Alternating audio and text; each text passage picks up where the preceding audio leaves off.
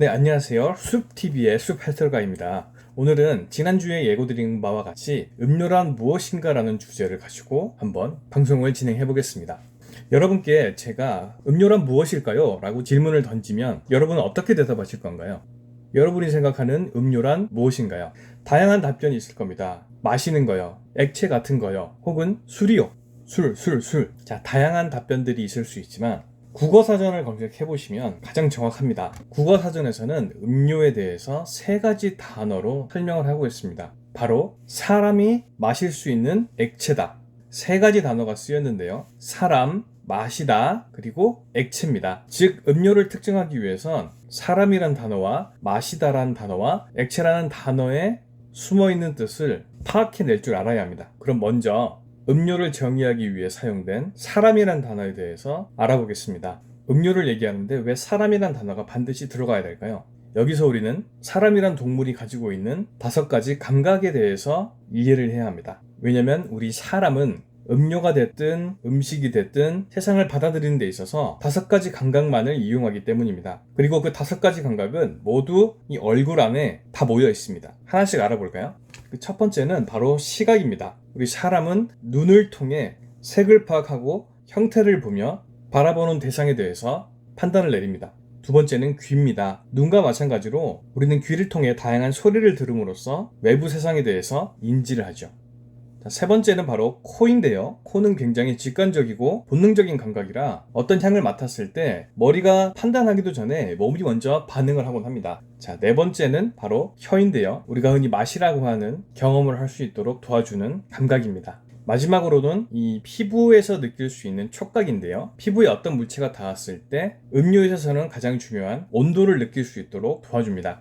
정리해보자면 시각, 청각, 후각, 미각, 그리고 촉각, 이 5가지 감각을 통해 우리 사람은 세상을 받아들이고 어떤 사물에 대해 인지하며 살아갑니다. 자, 음료를 정의하는 첫 번째 단어인 사람, 숨은 뜻은 사람이 가지고 있는 5가지 감각에 대해 이해하라는 것입니다. 자, 그러면 음료를 정의하는 두 번째 단어로 넘어가 보겠습니다. 바로 마시다라는 단어입니다. 정확하게는 마실 수 있답니다. 자, 마실 수 있다라는 의미에는 또 어떤 뜻이 담겨 있을까요? 단순히 마시기에 안전하다라는 의미만 담고 있지는 않을 겁니다. 이걸 먹었을 때 죽지 않는다, 마실 수 있다, 안전하다, 물론 그런 의미도 있겠지만 그 외에 더 큰 의미를 한번 생각해 봅시다. 마실 수 있다에서 벗어나서 마시고 싶다라는 감정을 끌어낼 수 있어야 된다는 겁니다. 사람이 마시고 싶은 이라고 한번 생각을 해보자고요. 자, 앞에서 사람은 5가지 감각기관을 가지고 있다고 말씀드렸고 거기에 마시고 싶다라는 감정이 더 얹혀져야 되는 겁니다. 즉, 시각적으로 봤을 때 마시고 싶다라는 감정이 들어야 되는 것이고 귀로 들었을 때 마시고 싶다라는 감정이 들어야 되고 마찬가지로 코로 향을 맡았을 때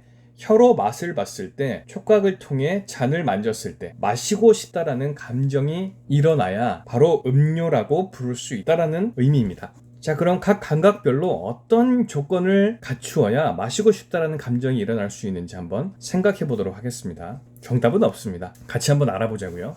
자, 시각적인 걸 한번 볼까요? 여러분은 음료가 어떤 색을 가지고 있어야 마시고 싶다라는 감정이 일어나시나요? 이거 사람의 선호도에 따라서 굉장히 달라질 거예요. 그럼 질문을 조금 바꿔볼까요? 여러분은 음료가 어떤 색을 가지고 있을 때 마시고 싶지 않으신가요? 빨간색, 노란색, 초록색, 파란색, 보라색? 방금 말씀드린 색들은 일반적으로 음료에 굉장히 자주 사용되는 색들입니다. 이런 색의 음료를 싫어하신다고 하시는 분이 계시면 사람이 아닐지도 모릅니다.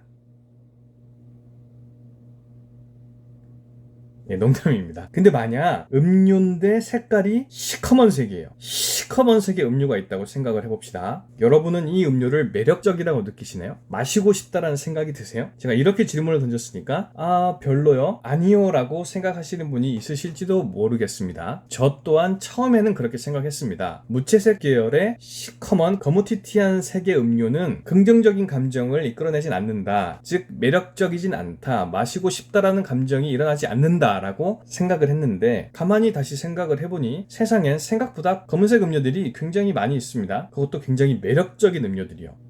코카콜라 검은색이죠. 아메리카노 검은색이죠. 간장 검은색 너무 나갔군요. 그리고 음식에서도 오징어 먹물을 이용한 검은색 요리들도 있고요. 자장면이라는 음식도 생각해보면 검은색입니다. 이렇듯 우리 인간은 생각보다는 색깔에 의해서 음식이든 음료든 그 매력도를 판단하는 것 같지는 않습니다. 이게 제가 내린 결론이고요. 물론 다른 생각을 가지신 분도 있으시겠죠. 자, 어쨌든 사람이 음료를 판단하는 데 있어서 시각적인 요소, 색깔적인 요소는 그렇게 큰 저해 요소는 아닌 것 같다. 즉 어떤 색을 사용하든 음료의 매력도를 결정하는 데 있어서 첫 번째 요소는 아닌 것 같습니다. 오히려 칵테일을 만드는 데 있어서 가니쉬라고 해서 칵테일에 꽂혀있는 장식물들이 있죠. 칵테일을 조금 더 돋보이게 만들어주는 굉장히 훌륭한 요소입니다. 칵테일의 맛과 향과 이미지에 잘 어울리는 가니쉬를 예쁘게 장식해줌으로써 음료의 매력도가 더 올라가는 효과를 낼 수가 있습니다. 요즘같이 SNS가 활발한 사회에서는 사진을 찍어서 음료와 음식을 SNS에 업로드하는 문화가 있기 때문에 더더욱이나 음료의 시각적인 아름다움에 대해서 많이 신경 쓰게 됩니다.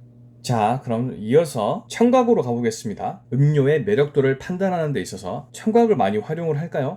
음료를 귀로 마시는 사람은 없을 테니까 청각은 별로 고려 대상이 아니라고 생각하실지도 모르겠습니다. 하지만 생각해보면 음료를 마실 때 잔과 잔끼리 부딪히는 소리라든지 음료를 마실 때 나는 소리, 그리고 탄산이 올라오는 소리, 잔의 얼음 소리, 더 나아가서는 공간을 채우고 있는 음악 소리, 앞에 앉은 사람과의 대화 소리, 그 모든 소리들이 음료의 매력도를 판단하는 데 있어서 생각보다 많은 영향들을 미칩니다. 물론 청각 역시 음료의 매력도를 결정하는 제1순위는 결코 아니죠. 자, 그럼 다음으로 넘어가서 촉각을 보겠습니다. 촉각 중에서도 온도 감각을 한번 볼게요. 우리가 음료를 경험하는 데 있어서 음료의 온도는 음료의 매력도에 어느 정도의 영향을 미칠까요? 이건 따뜻한 음료를 마실 때와 차가운 음료를 마실 때가 조금 달라질 수 있는데요. 요즘 코로나 때문에 여기저기 방문하실 때 체온 검사 많이 당하시죠? 그때 숫자를 보시면 항상 몇 도 정도가 뜨나요? 보통 36점 몇 도, 36점 몇 도 이렇게 표시가 될 겁니다. 즉 우리 사람의 정상적인 평균 체온은 36.5도 정도입니다.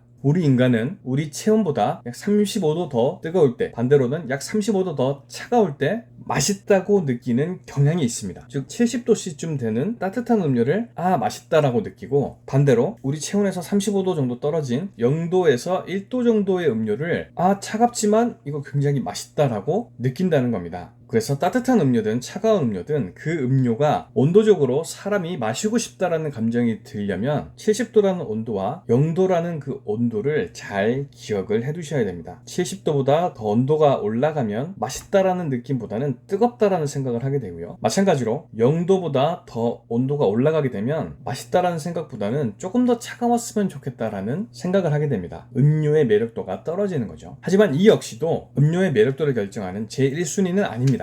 자, 그럼 무엇이 음료를 음료답게 만드는가? 바로 지금부터 설명드린 두 가지 감각입니다. 바로 미각과 후각입니다.